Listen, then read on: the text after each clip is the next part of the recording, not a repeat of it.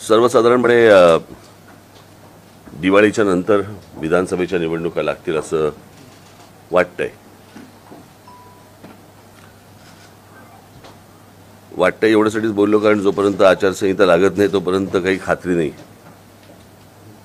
कारण स्थानिक स्वराज्य संस्थांच्या निवडणुका गेल्या आता काही ठिकाणी तर 4 वर्ष जरी नाही आहेत, 3 वर्ष जरी नाही आहेत, 2 वर्ष जरी नाही आहेत. पण साधारणपणे आत्ताच्या लोकसभेनंतर ह्या विधानसभेच्या निवडणुका लागतील दिवाळीनंतर असं वाटतंय. आणि त्या निवडणुकांच्या दृष्टिकोनातनं एकूणच उमेदवार आणि या सर्व गोष्टींची चाचपणी करण्यासाठीचा माझा हा दौरा आहे. ज्याचा पहिला टप्पा मराठवाडा झाला पूर्ण, आता विदर्भाचा हा टप्पा माझा पूर्ण होईल, उद्या पूर्ण होईल तो. आणि त्याप्रमाणे मी काही ठिकाणी मी उमेदवार देखील जाहीर केले. आणि अजून काही जसे जसे पुढच्या टप्प्यामध्ये एक वेगवेगळ्या ठिकाणचे उमेदवार मी जाहीर करत जाईन. त्याच्यामुळे आता नाव यू शूट.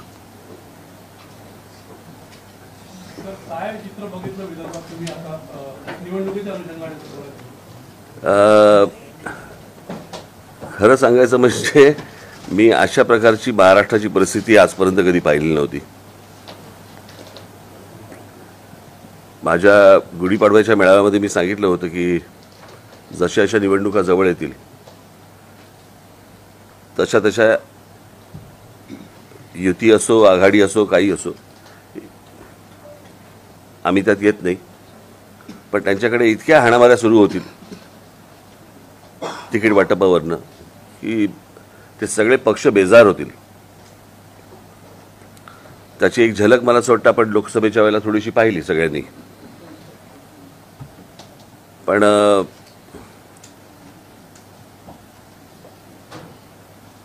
प्रत्येकालाच निवडणुकीला उभं राहायचंय असं एकूण चित्र त्यांच्याकडे दिसतंय. आणि आमच्यासाठी म्हणाल तर वातावरण खूप पोषक आहे. गेल्या 5 वर्षामध्ये साधारणपणे महाराष्ट्रामध्ये ज्या प्रकारचा राजकीय खेळ झाला त्या सगळ्या गोष्टीला लोक कंटाळलेले आहेत. म्हणजे मी तुम्हाला थोडंसं अजून विस्तृत पद्धतीने मी तुम्हाला सांगतो. म्हणजे लोकसभेच्या निवडणुका झाल्या. या लोकसभेच्या निवडणुका झाल्यानंतर मला असं वाटतं इथे पत्रकार फार कमी दिसतात मला या साईडला. नाही आहेत पण मेन स्ट्रीम काय असतं म्हणजे फ्रीलान्सर आहेत.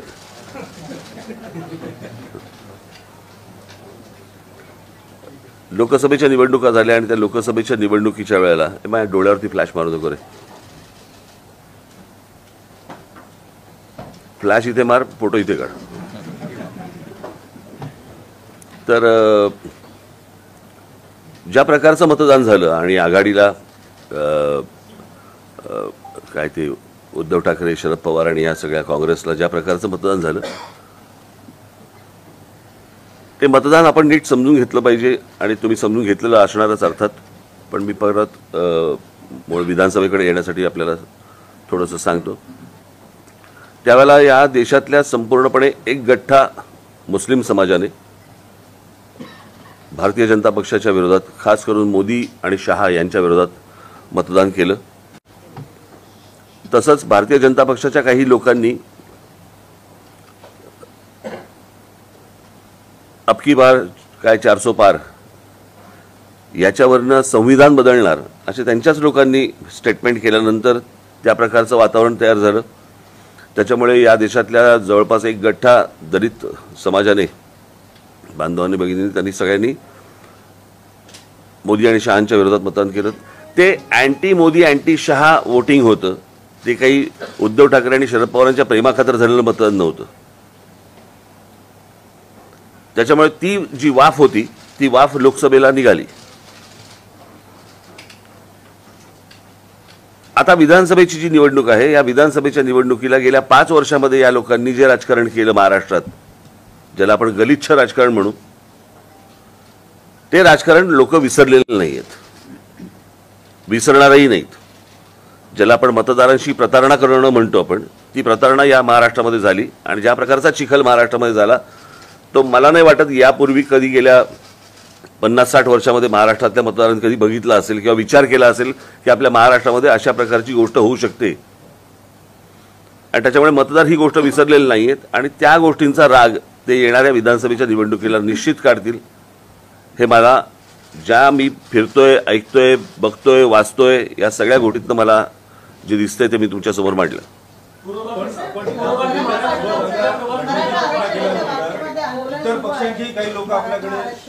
मला माहिती तुम्हाला काय पाहिजे, हा आपण नंतर येऊ त्याच्यावर. निश्चित जातीयवाद. पहिली गोष्ट म्हणजे फोडाफोडीचं राजकारण, कळलं का? या सगळ्या गोष्टींना मी माझ्या जाहीर सभांमध्ये पण बोललो. या सगळ्या गोष्टींना कारणीभूत हे फक्त एकटे शरद पवार आहेत. कारण या शरद पवारांनी या गोष्टींची सुरुवात महाराष्ट्रामध्ये केली. म्हणजे जेव्हा पुलोत्स्थापन झालं तेव्हापासून जर समजा आपण बघितलं तर तेव्हापासून म्हणजे 78ला पुलोत्स्थापन होणं, 78ला सरकार येणं, बरोबर. त्याच्यानंतर ते 80ला गेले. पुन्हा आल्यानंतर त्यांनी 91ला शिवसेनेचे आमदार फोडले, छगन भुजबळ वगैरे. पुन्हा फोडाफोडीचं राजकारण केलं. त्याच्यानंतर परत मग मला असं वाटतं पुढचं कोण होतं, अनेक अशी लोक जे फोडत गेले. मग गणेश नाईक फोडले, मग नारायण राणे गेले. या सगळ्या गोष्टी, हे सगळं राजकारण शरद पवारांनी सुरू केलं महाराष्ट्रामध्ये. आणि त्याच्यानंतर जातीचं विष देखील त्यांनीच घालवलं.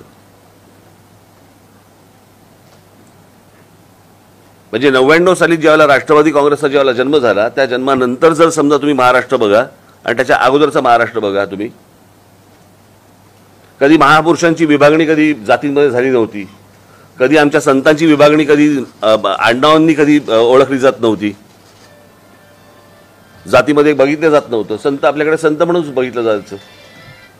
या सगळ्या गोष्टी ज्या सुरू झाल्या ह्या राष्ट्रवादी काँग्रेसच्या जन्मानंतर सुरू झाल्या. आणि असा महाराष्ट्र हा याच्या अगोदर कधीच नव्हता. त्याच्यामुळे हे जे जातीचं जे विष पसरवलं गेलं हे मला असं वाटतं 99 सालापासून महाराष्ट्रामध्ये सुरुवात झाली या गोष्टींची. कसं होतं, आता प्रत्येकाला राजकारण करायचं म्हटल्यानंतर हे चालतंय तर नाणं ते चालवून घ्या. पण मला असं वाटतं, मी दरवेळेला सांगत आलो की हे सर्वांनी मिळून बंद केलं पाहिजे. कारण हा विषय फक्त काय राजकारण विधानसभा लोकसभेपुरता नाही, हा घराघरात शिरलेला विषय. म्हणजे मध्यंतरी आपल्याच मार्फत मी कुठची एक क्लिप बघितली ज्याच्यामध्ये लहान लहान मुली सांगत होत्या की आम्ही काय ओबीसी समाजातले आहोत आणि मराठा समाजातल्या मुली आता आमच्या मैत्रिणी आमच्याशी बोलत नाहीत किंवा आम्ही त्यांच्याशी बोलत नाही, आम्ही घरी जाणं सोडून दिलं. हे असलं घाणेरडं वातावरण कधी महाराष्ट्रात नव्हतं. हे सगळं सुरू झालं तेव्हापासून.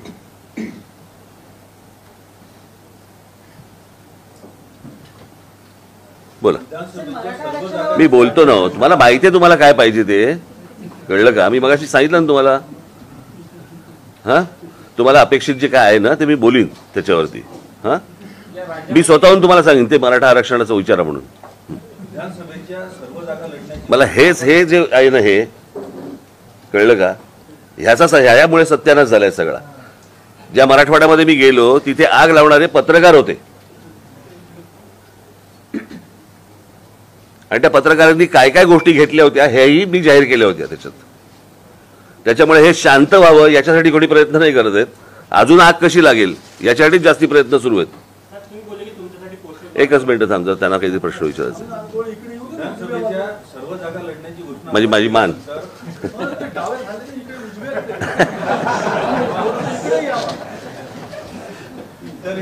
तर काही पक्षांचे लोक आपल्याकडून लढण्यास उत्सुक आहेत का? आपल्याकडे अप्रोच झाले का? दुसरं, उद्धव ठाकरे, आदित्य ठाकरे यांच्या विरोधातही आपण उमेदवार देणार आहात? हे बघा, मी निवडणूक लढवणार आहे आणि मागच्या वेळेला एक वेळा ही गोष्ट जी केली त्या मतदारसंघामध्ये साधारणपणे आमची 37 ते 38 हजार मतं आहेत. कळलं का? एकदा ही गोष्ट झाली, वारंवार कशी होईल? तुम्हाला हा प्रश्न विचारायचा होता? मगापासून हा प्रश्न विचारायचा होता. अच्छा. आणि दुसरा एक त्याला जोडून एक होता, नागपुरात आपण सगळ्या मतदारसंघात उमेदवार देणार आहात का? तर देवेंद्र फडणवीसांच्या मतदारसंघात पण देणार आहात का? तर त्याला जाऊन एकनाथ शिंदेच्या मतदारसंघातही उमेदवार देणार. सगळ्या मतदारसंघांमध्ये उमेदवार देणार. राजसाहेब, एक आव्हान तुम्ही याच्या आधी केलं, आता दरवेळेस अतिशय पोटतिडकीने आव्हान करता की माझ्या हाती सत्ता द्या, महाराष्ट्र सुखासारख्या सरळ करेल. यापूर्वी पण तुम्ही हे आव्हान केले आहे, पण तरी देखील तुमच्या हाती सत्ता देत नाही लोक. तर याच्यावरच्या कारणांचा काय? देतील ना. मला असं वाटतं 52 सालापासून भारतीय जनता पक्ष पण हेच बोलतोय. जेव्हा जनसंघ होता ना तेव्हापासून ते पण हेच सांगत होते. 2014ला आली हातात सत्ता. वेळ लागतो. तर ही लोकसभेची वाफ आहे, त्याचा फायदा होईल असं वाटतं तुम्हाला विधानसभेत? ती संपली ना, आता गेली ना हवेत. आता विषय विधानसभेचा आहे ना. हो, तर तुम्ही म्हटलं ना की लोकसभेची वाफ निघेल, आता विधानसभेत निघेल, याचा फायदा होईल का तुम्हाला? निघाली असं म्हणालो मी. मला बरोबर बोलतो ना मी. मी निघाली असं म्हणालो मी. साहेब, महायुतीला असं वाटतं की लाडकी बहीण योजनेचा त्यांना खूप फायदा होणार आहे. आपलं आकलन काय आहे याच्याबद्दल? लोक खूप हुशार आहेत. कळलं का? असे जर पैसे मिळत असतील तर नक्की घेतील, पण याचा अर्थ ते मतदान करतील असं होत नाही ना.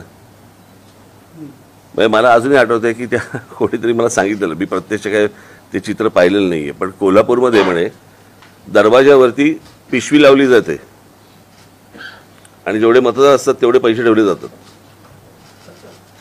तर तिकडे 3-4 पिशव्या लागलेल्या असतात उमेदवारांच्या. आता कसं कळणार कोणी कोणाला मतदान केलं? तर त्याच्यामुळे महाराष्ट्रात बालिकांवर अत्याचारचे प्रकार वाढलेले त्या संदर्भात मला हा विषय बोलायचाच होता. मला समजलं नाही. आता ती बदलापूरची जी घटना आहे, आमच्या पक्षातल्या महिला सेनेने ती घटना बाहेर उघड केली आणि बाहेर आली. पण ती एक घटना आपल्याकडे झाल्यानंतर त्याच्यानंतर फटाक्याची माळ कशी काय लागते हे मला अजूनपर्यंत कळलेलं नाही.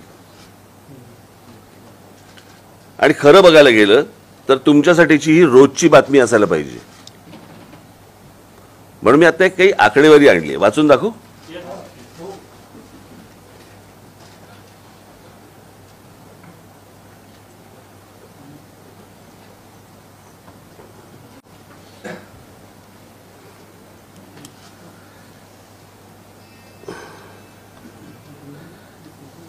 ही माहिती आहे नॅशनल क्राईम रेकॉर्ड्स ब्युरोची. ओके. गेल्या काही वर्षात शासनाने अनेक योजनांच्या घोषणा करूनही त्यासाठी कोट्यवधी रुपये खर्च करूनही महिलांवरच्या अत्याचारामध्ये सातत्याने वाढ होते आहे. देशात मी हे तुम्हाला सांगतो. आता हे 26 तारीख, काय 26 तारीख ना, आता भारत बंद करणार होते ना.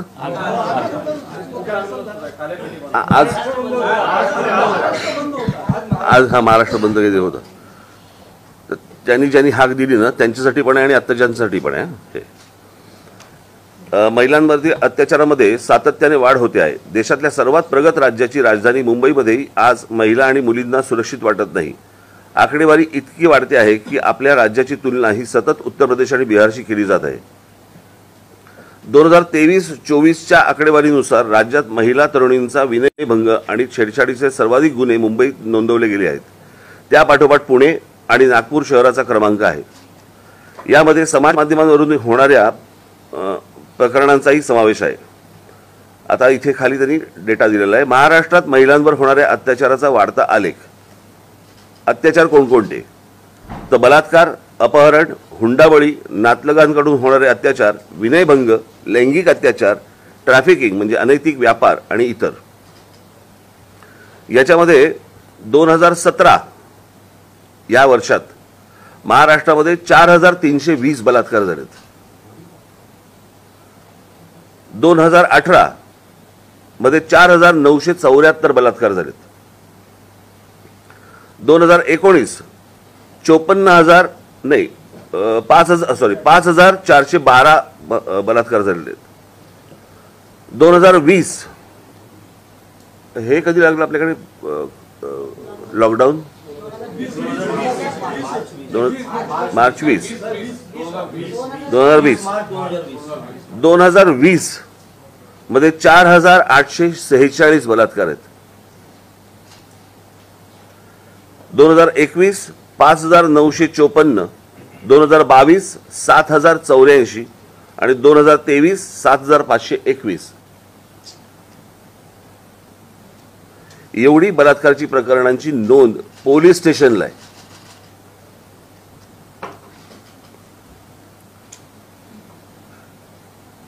एक खालची आकडेवारी तुम्हाला पाहिजे असेल मी तुम्हाला देतो मी सगळ्यांना, तुम्ही द्या पुढे. महाराष्ट्रातल्या या आकडेवारीनुसार इथे दर तासाला एक गंभीर गुन्हा नोंदवला जातो. अर्थात हे झाले केवळ नोंद झालेले गुन्हे, नोंद न करता आलेले गुन्हे यापेक्षा खूप जास्त असतील. नॅशनल क्राईम रेकॉर्डच्या ब्युरोच्या नुसार 2022च्या नुसार आकडेवारीनुसार महाराष्ट्रात उत्तर प्रदेशच्या खालोखाल महिलांवरील अत्याचाराची प्रकरणे समोर आली आहेत. महाराष्ट्रात 2019 ते 2021 या कालावधीत 18 वर्षे आणि त्याहूनही अधिक वयाच्या महिला बेपत्ता झाल्याची 1,08,42 प्रकरणे आहेत. शहाजी जगताप यांनी ही जनहित याचिका मुंबई हायकोर्टात दाखल केली होती. या याचिकेच्या सुनावणी दरम्यान ही आकडेवारी समोर आली. बीड आणि सांगली, आता गंमत बघा, बीड आणि सांगली येथील महिला ऊसतोड कामगारांच्या नकळत गर्भाशये काढली जायची अनेक प्रकरणे समोर आली आहेत. कामामध्ये सुट्ट्या पडू नयेत म्हणून त्यांच्या आरोग्याशी असा खेळ सुरू आहे या 2 जिल्ह्यांमध्ये.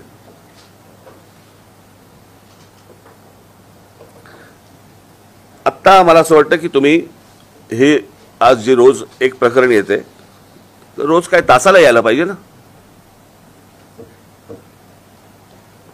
म्हणजे महाराष्ट्रामध्ये प्रत्येक पोलीस स्टेशनला किती अशा प्रकारचे गुन्हे दाखल होत आहेत.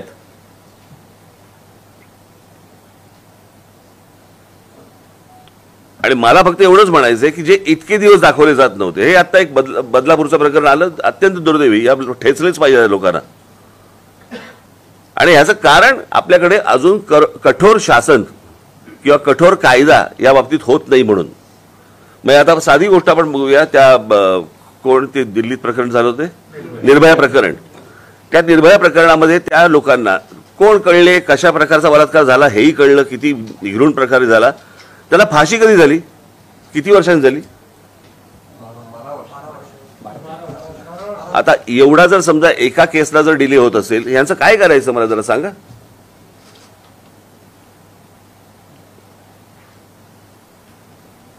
प्रश्न असा आहे ना की ह्या सगळ्या गोष्टी जे आज बंद पुकारला होता ना ज्यांनी, त्यांच्याही काळात आहेत, बरोबर की नाही. आणि आजही आहेत.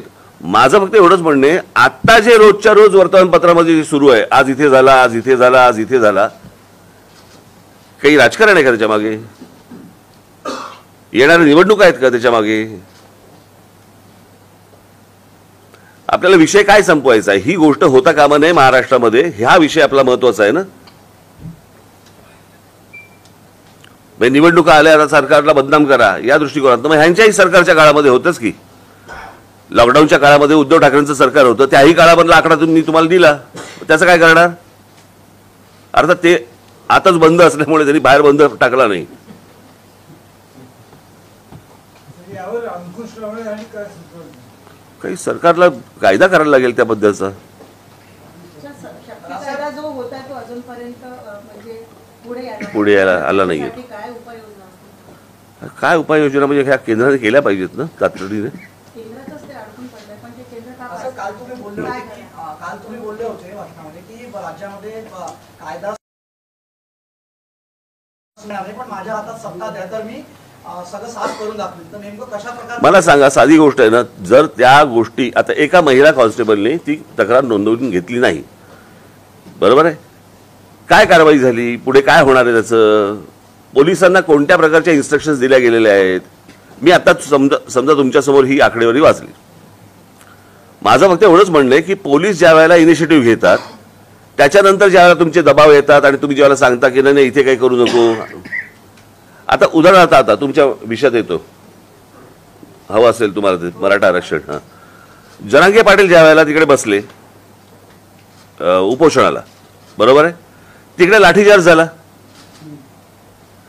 बरोबर. कारवाई कोणावर झाली?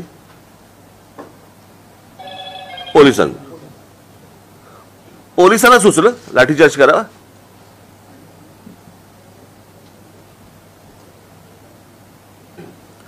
पोलीस म्हणतात बरोबर देत, आम्ही इनिशिएटिव्ह घेतल्यावर जर समजा आमच्या अंगणात येणार असेल प्रकरण,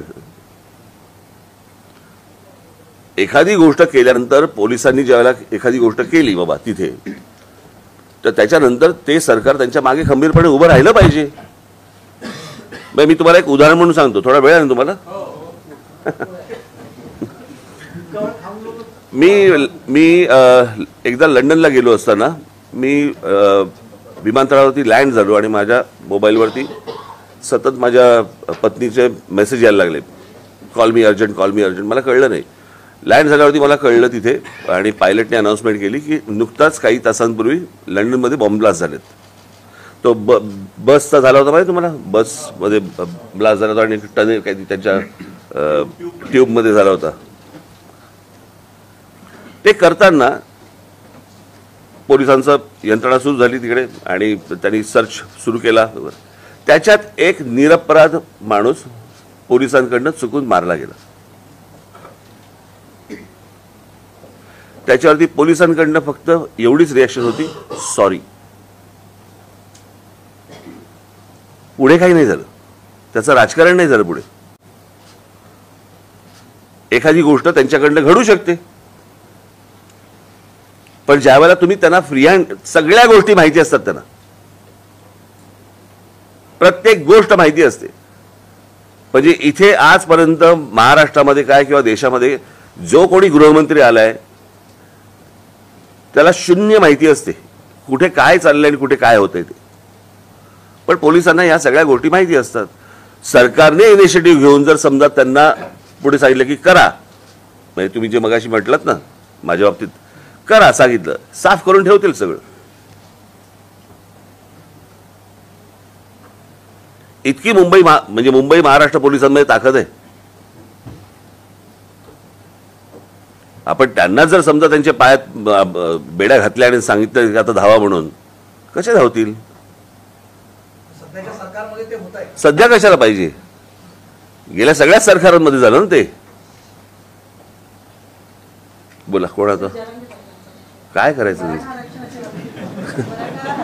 हे घेऊन बसलेत ते आपल्या. काय करायचं त्यांचं? काय करायचं त्यांचं?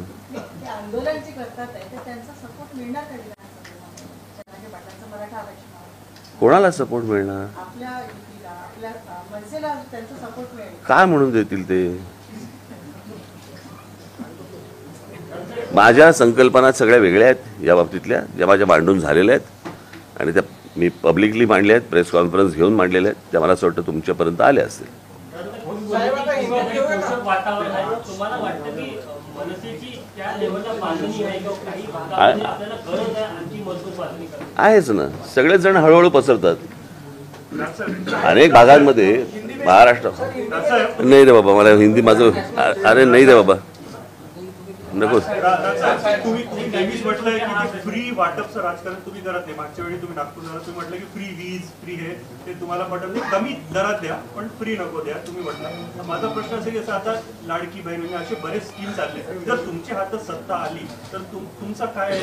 नाही, मला असं वाटतं तुम्ही लोकांना अशा प्रकारे ढिले करून चालणार नाही. लोकांना कामाला लावा ना. लोक कामं मागतायत ना, फुकटचे पैसे नाही मागत आहेत. शेतकरी फुकटची वीज नाही मागत आहे, त्या विजेमध्ये खंड नको एवढंच तो मागतोय. तुम्ही पहिल्यांदा ह्या लोकांच्या मागण्या तर समजून घ्या. तुम्हाला बरं फ्री म्हणजे कोणाचं आहे? ते लोकांचं आहे. आता जे पैसे दिले जात आहे तो लोकांचा टॅक्स आहे ना.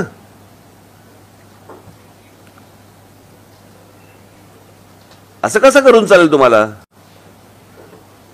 मी त्या दिवशी म्हटलं ना की महाराष्ट्रामध्ये असंख्य जॉब्स आहेत, महाराष्ट्राच्या शहरांमध्ये आहेत असंख्य जॉब्स आहेत. महाराष्ट्रातली पोरं करू इच्छितात, त्यांच्यापर्यंत पोहोचत नाही. बाहेरच्या राज्यात कळतं की आमच्याकडे टॅक्सी आणि रिक्षांची परवाने दिली जात आहेत आणि महाराष्ट्रात कळत नाही.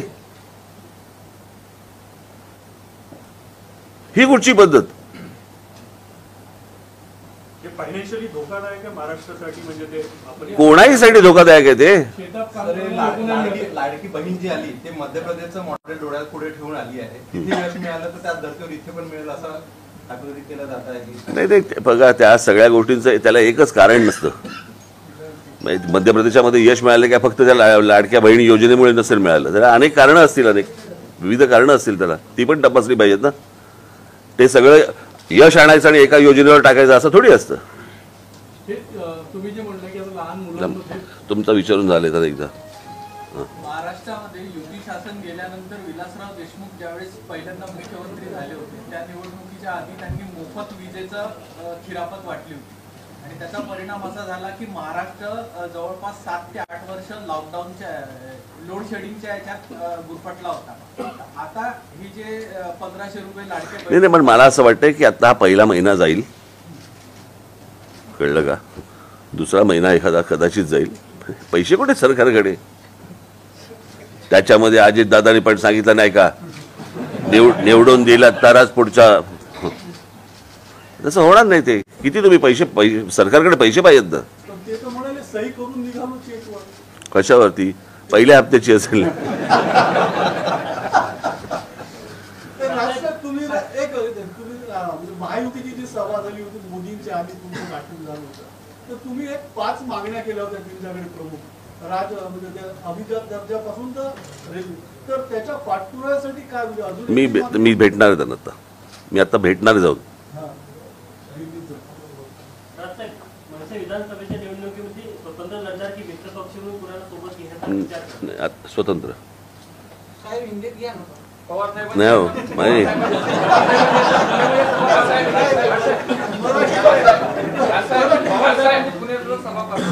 कार्यकर्त्यांसोबत त्या ठिकाणी शपथ घेतली, आम्ही या राज्यामध्ये अत्याचार खपून घेणार नाही. कशाचे?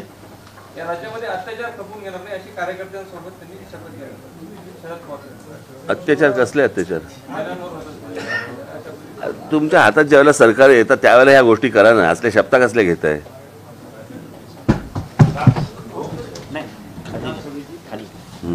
आपण म्हणाले की आता सध्या महायुती असो तर महाविकास आघाडी हे तुमचे संपले असेल तर गप्पा तरी मारा रे.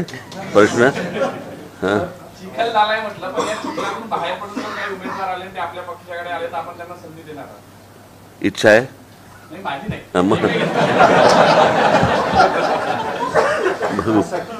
महाराष्ट्रात, विदर्भात, विशेषतः नागपुरामध्ये आपला महाराष्ट्र नवनिर्माण सेना अधिक मजबूत आणि बळकट व्हावी याकरता म्हणून आपण फार कमी येत असता. मात्र जे आपले जे मोठे जे अधिकारी आहेत त्यांचं वारंवार येणं हे कुठेतरी. मी तुम्हाला आत्ता माझ्या पदाधिकाऱ्यांशी बोलवत होती. एक गोष्ट तुम्हाला थोडक्यात सांगतो. साधारणपणे 1925 साली RSSची स्थापना झाली, बरोबर. 52 साली जनसंघ स्थापन झाला. परंतु या विदर्भामध्ये किंवा बाकी महाराष्ट्रामध्ये अख्ख्या काँग्रेस एक काँग्रेसच होती ना. नागपुरात हेडक्वार्टर आहे. त्या नागपुरामध्ये भारतीय जनता पक्षाला जम बसवायला किती वर्ष गेली हो? तुम्ही कधीतरी राजकीय पक्षांचं अनालिसिस करून माझ्याशी बोलणार आहात की नाही बोलणार आहात? तुम्ही वारंवार यावं अशी इच्छा आहे त्याच्यामध्ये. तुम्ही वारंवार यावं, भेटत राहावं अशी इच्छा आहे. मग मला हे प्रश्न विचारू नका ना फालतू. त्याला काय अर्थ नाही ना. मी येत जाईन, भेटत जाईन, आपण खायला जाऊ, बाहेर जेवायला जाऊ. कालच मी वडापाव खाल्ला ना, कालच खाल्लाय. हा, नागपुरातील लोकांना महाराष्ट्र नवनिर्माण सेनेतर्फे खूप अपेक्षा आहे इतर पक्षांच्या तुलनेत. आणि त्यांना करा मतदान. माझ्याकडे फक्त अपेक्षा ठेवा. जेव्हा तुम्ही तिकीटचं वाटप करणार काय तुम्ही मनात त्याचं ठरवलं की महिलांना आपण तिकीट द्यावं असं तुमचा काही असं आहे का? नाही, असं काही नाहीये. असं काही नाहीये. पण महिलांना जास्तीत जास्त जागा जिथे जिथे असेल ना, निवडून येण्यासारखं असेल तिकडे ह्या निश्चित गोष्टी करू. म्हणजे त्याचा काय प्रश्नच येतो. हां, 288 ज्या सीट्स आहेत विधानसभेच्या सुरू आहे अभ्यास केल्यापैकी किती सीट्स तुम्ही लढणार? आणि बघा मी तुम्हाला सांगतो 2009 साली आम्ही जवळपास 230 ते 240 जागा आम्ही लढवल्या होत्या. आणि 2009ला साधारणपणे यावेळेलाही आम्ही साधारणपणे 250 च्या आसपास आम्ही जागा लढवू. 200 सव्वा 200च्या आसपास. तुम्ही असं म्हणाले की काही ठिकाणी तुम्हाला स्ट्रेन जाणवतात आहे, तर अशा किती जागा असतील की जिथे तुम्हाला म्हणजे यू आर फुल कॉन्फिडंट? आत्ताच सांगू? सगळ्यांसमोर पेपर उघडा करू आता? असं थोडी राजकारण असतं.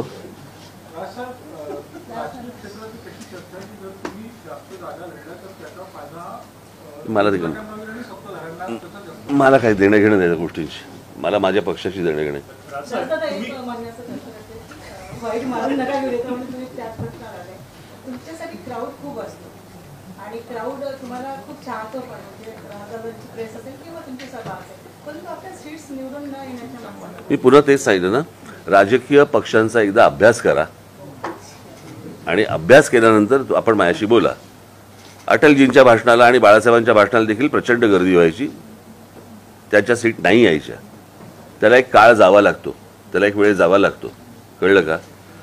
कुठचंही वर्तमानपत्र आणि कुठचंही चॅनल पण असंच गंमत म्हणून उभं राहत नसतं. तुम्ही युट्यूबवाले आहात का?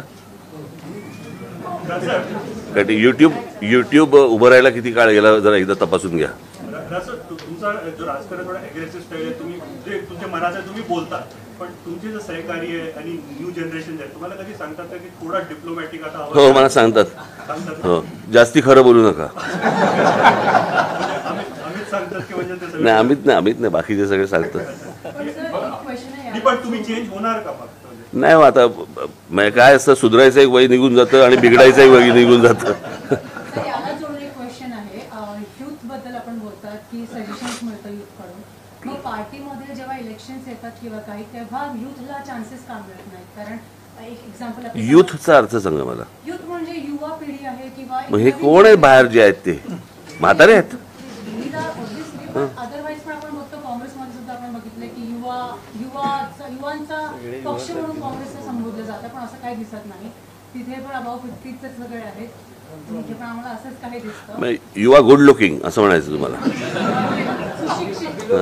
एज्युकेटेड लोकांना चान्सेस मिळायला पाहिजे, सो दॅट जेवढे केसेस किंवा काही जे काही होते, बलात्कार, रेप आणि खूप काही गोष्टी आहेत, त्यांच्यामध्ये काहीतरी चेंजेस येणार, लॉमध्ये काहीतरी चेंजेस. माझी तर इच्छा आहे माझी, आता नागपूरसारख्या शहरामधनं अनेक तरुण माझ्याबरोबर यावेत, माझ्याबरोबर त्यांनी सहकारी म्हणून माझ्याबरोबर कधी काम करावं अशी माझी इच्छा आहे.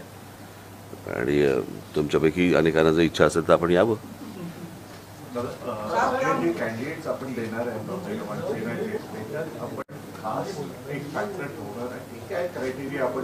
मी तुम्हाला एक गोष्ट सांगतो. आमच्या सगळ्या जिल्ह्यांमध्ये आम्ही आमचे पक्षाचे टीम्स पाठवलेले आहेत आणि ते ह्या गोष्टींचा ॲनालिसिस करून माझ्यासमोर आणले. कळलं का? कारण महाराष्ट्रभरची सर्वे केली टीम पाठवली होती, तर काय असेसमेंट आहे आता पक्षाजवळ? किती जागा? उघडपणे सांगू उघडपणे सांगा. मला एकदा तुमच्या ना चॅनलची जेव्हा तुमची मीटिंग असते ना, ह्याला काढायचा ह्याला घ्यायचा वगैरे, मला एकदा बसवाल?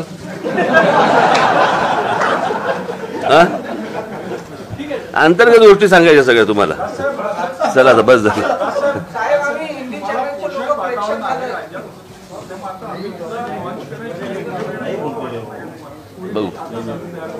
बघू, करू. तुम्ही घरामध्ये नाव लावू नका हो माझ्या.